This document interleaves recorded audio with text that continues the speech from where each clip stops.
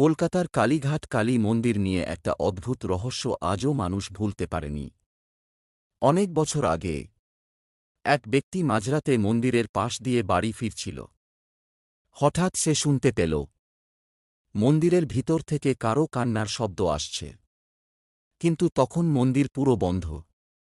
কৌতূহল চেপে রাখতে না পেরে সে ধীরে ধীরে দরজার কাছে গেল, আর তারপর যা দেখল তা দেখে তার শরীর ঠান্ডা হয়ে গেল।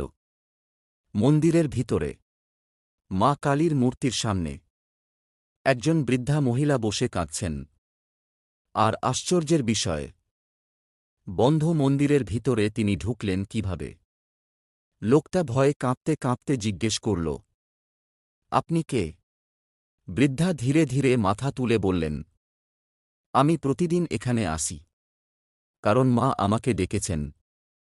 ঠিক তখনই মন্দিরের সব ঘণ্টা একসাথে বেজে উঠল, আর কয়েক সেকেন্ডের মধ্যেই বৃদ্ধা হঠাৎ অদৃশ্য হয়ে গেলেন।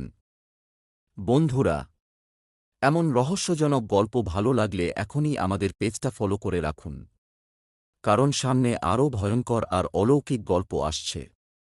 পরদিন সকালে মন্দিরের পুরোহিত সেই লোকটাকে বললেন, ৩০ বছর আগে এক বৃদ্ধা প্রতিদিন মায়ের দর্শনে আসতেন।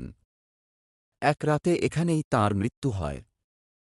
তারপর থেকে নাকি মাঝরাতে মাঝে মাঝে তাঁকে এখনও দেখা যায়। এই রকম আরও রহস্যজনক ও অলৌকিক গল্প শোনার জন্য আজই চ্যানেলটি সাবস্ক্রাইব করুন।